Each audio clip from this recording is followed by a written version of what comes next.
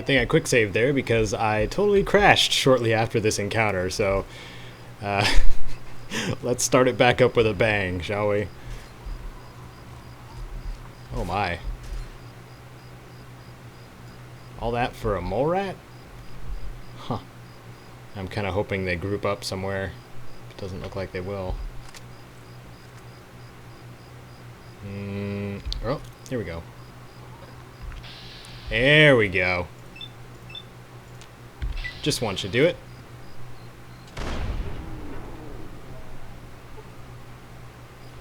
At the very least, get their attention. What the? Who's out there? You don't see anything. They don't. They don't. Hey, cut this shit. Who's out there? Having a high sneak is such a fun thing, don't you think? She's dead, I hope. She's next. Wow. Got some pretty hard, at least the one on the right, it's got a pretty tough skull, I would say. Alright.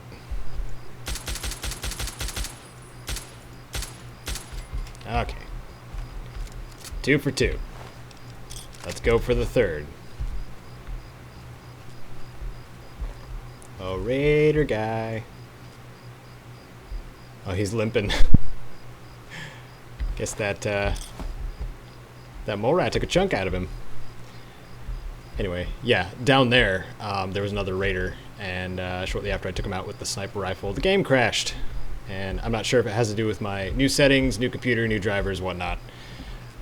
But I hope it doesn't become a ongoing thing. And those of you who've had, I've heard the background noise a little more prominent in episodes. I apologize for that. I'm still getting my mic set up for picking up my voices as well as possible without too much background noise, so I apologize for that. But I think everything is where it needs to be now, I hope, settings-wise. So I can... I really wanted this series to be as simple as possible. And speaking of that, I did see a comment. I'm probably going to put it up here. I haven't copied it yet. But I did see a comment from someone asking if I've been doing a live commentary. It sounded like a live commentary over the initial footage. And I did that a little bit with the intros with the XCOM series. But it ended up sounding really, really inconsistent. If you watch any of it, you'll probably notice right off the bat. But I guess I take that as a compliment because I just talk and play at the same time. At least I attempt to. And ultimately, why would I make more work for myself? Is my counter question to that. Because yeah, I like I said, I wanted to make this an easier series to work with, so as soon as something else comes out that I have to do guides for, I can focus on that more so and not worry too much about this series and it getting done. So no, I don't do voiceovers after the fact. It's all done all in one track too. I don't separate the audio. I don't separate the voice track from the gameplay track. So if I screw up or cough or belch in the middle of talking or wiping out someone, I'm either going to have to edit that out or trim it out, or just leave it as is for you guys to deal with. But so far it's gone really well. When I'm also used to talking in fractions of sentences because that's kind of how I do it with the guides. If you notice in the guides, I don't breathe. So I record pretty much fragments, have been recording fragments of sentences for most of the guides. There's one of my secrets out for you, for those of you who take a lot of interest in the background stuff that goes on. Yeah, I record in fragments of sentences for the guides, just so it sounds fluid and consistent all the way through. A little bit of inspiration from Zero Punctuation on that. But yeah, like I just did right there, I pause, I stop moving, I organize my thoughts, and then I continue on from what I was doing. It's really not too difficult to do. I mean, stopping talking is actually probably one of the easiest things for me to do. So, yeah. But thank you for pointing that out. It just comes naturally to me when it comes to editing because I've done it so many times. But then when you guys start to notice things, I'm just like, wait, you're giving me more credit than I deserve. So thank you for pointing that out, and for any others that were curious, why is that car on fire? Is it going to explode? No. It is now. Okay, so we got Friendship Heights over here. It's a nice little raider encampment. Oh, by the way, we are on the way to, this is the right way to go to the National Guard Depot. But we are going to take a little side trip here, because this little raider camp has a little bit of loot that I would be happy to get my hands on. Various healing items and food things. I am not shooting very well right now, at least in VATS. Or maybe a couple grenades. There's a motorcycle over there that I can just, yeah. And then they'll get curious.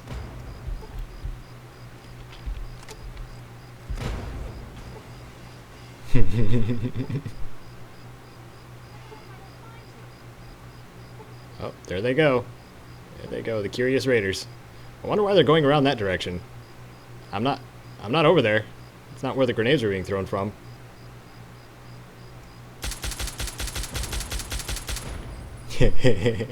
Yeah, keep... Oh! I think that's replay worthy. Go ahead and replay that. Those raiders. That was so good. Yes, take cover behind the bus that happens to be on fire. Nothing bad will happen. I like that. I like how that ended up. Less work for me in the long run. So did I take out the other raider that was over here with the flamethrower? Huh. Oh, one of them had a flamer. Never mind. Forget what I said. I did cause a bit of a mess throwing grenades in here. Didn't really think about that. Knock some things over. Brahmin steak. Nice. Little gourmet for raiders, you think? Grab all this stuff here.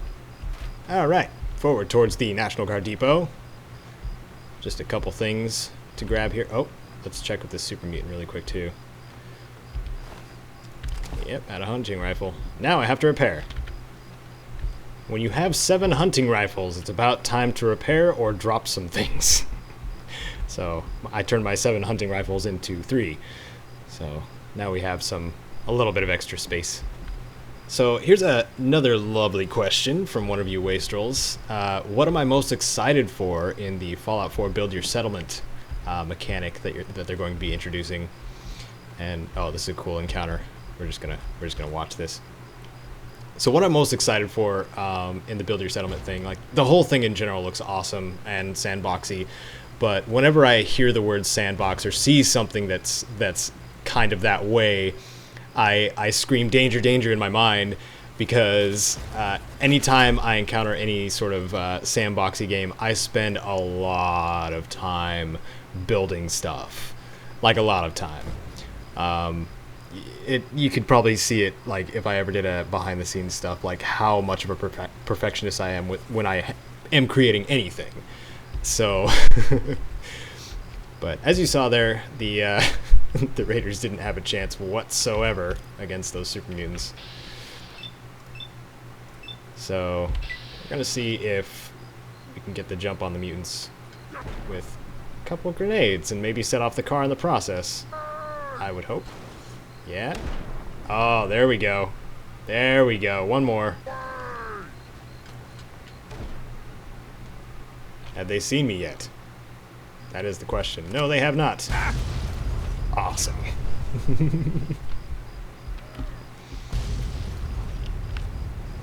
You see nothing. Score a couple shots on this one. By a couple, I mean a full magazine.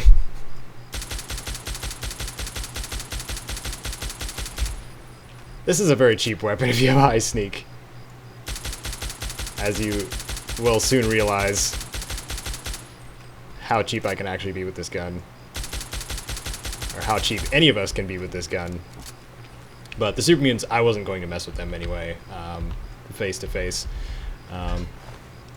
Being it is still on very hard mode, I had to, I had mentioned in my, on my Facebook that I had recorded this session already, but it was on normal mode, and I couldn't, being the perfectionist that I am, I couldn't have that. So I ended up going ahead and recording the session again. It doesn't bother me much. I'm used to doing things over and over and over until I get it right. So not too compulsive, but when it comes to, you know, doing something properly, especially something I'm passionate about, yeah, it's gonna happen. I'm gonna do it again. But yes, it is still on very hard mode all the way through as planned. So as a result, I don't want to, you know, try to headbutt a super mutant, or let alone two super mutants with miniguns, and hope to survive. But here we got a couple of Protectrons. They're just guarding the National Guard depot. Oh, he lost interest, alright. Now he sees me.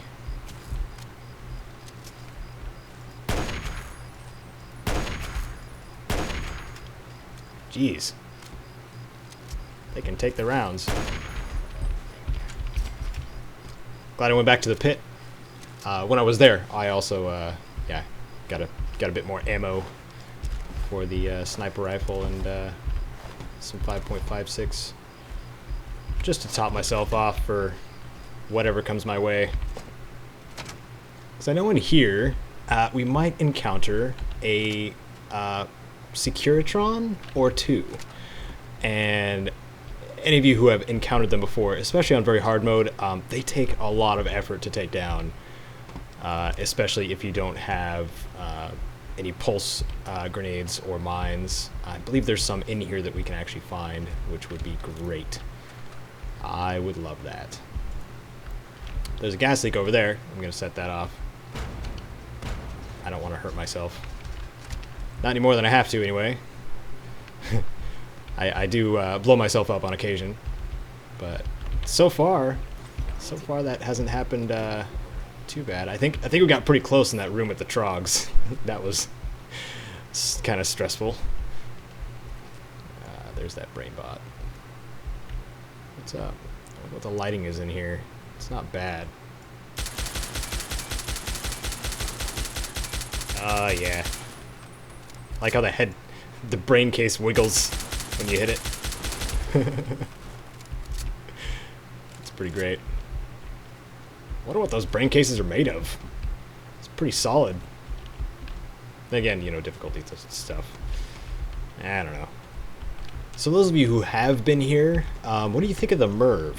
I talked about it a couple times on the Holotapes podcast, and referencing the wiki as well as my own guides, or my vanilla weapons guide, about it being the most inefficient, like cost-wise, the most inefficient weapon in the game, because you're firing what is it, like 2,000 caps or so per shot, maybe 3,000, and that's of course the relative value of or monetary value of mini nukes, because when you fire the MIRV, it fires 8 mini nukes at a time in a scatter shot. So on top of being one of the most dangerous weapons to the wielder, it also costs a lot to use. Uh-oh. Ooh, almost fell. That one did. I almost fell too. Okay, let's go down here. when it comes to getting the MIRV, I don't know if I will be in this playthrough. I don't know if this will be my only playthrough or not. But fun as it is, I would have to get the Keller family transcripts to get the legitimate way. I'm aware of the exploit to get it another way, but I don't use exploits or glitches to progress through the game or you know, get things. Doesn't feel natural to me. So oh well. I mean, I do have the perforator, so that's pretty freaking awesome gun anyway. So I could just go without, but I will still have access to several things in the armory anyway. That's the armory door right there. But this is the National Guard Depot in general is a very confusing building because it basically loops in around itself, and then you have to go through the upstairs, I think it's like the offices or something like that, and then emerge upstairs, flip a switch, drop all the way down, and go into the armory. It's kind of a mess. This whole building is a mess. But the reward at the end, of course, is worth it, which will be, for us, it'll be the small guns bobblehead, which I would love to have. Zero weapon sway is a wonderful thing, especially when you're a sniper sharpshooter type. Oh, there we go. Bottle cap mine. More of those, please. Okay, so where am I supposed to go? I'm supposed to go up, I think. This may take me a sec.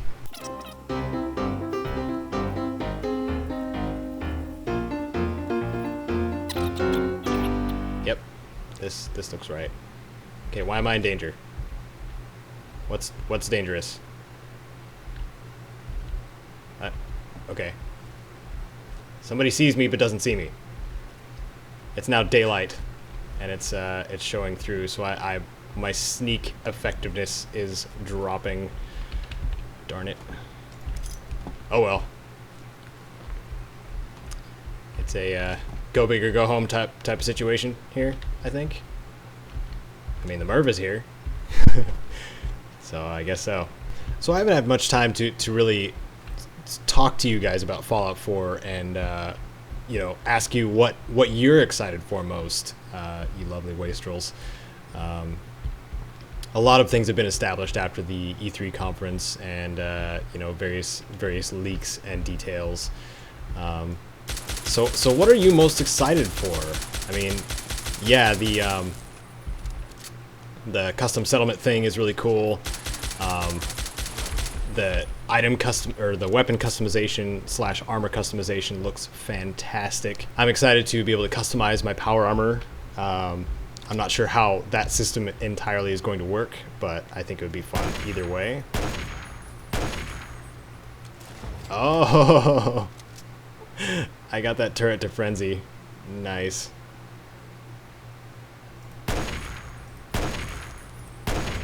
Yeah, right in the sensor. That's their weak spot.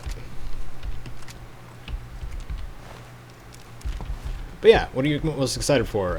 Is it just the brand new wasteland we get to explore, or is it going to be voiced protagonists? That's a new thing. That's gonna be awesome. I don't know. The whole thing. It's going to be amazing, and thankfully. I don't know if any of you have already, but I pre-ordered one of the Prima guides, one of the hardbacks, the quote-unquote limited edition Prima guides. I didn't get the Pit-Boy edition because I'm probably going to get the collector's edition whenever the DLCs are out and stuff like that. So I'm going to save before I encounter this Mr. Gutsy, because I don't know how this is going to go.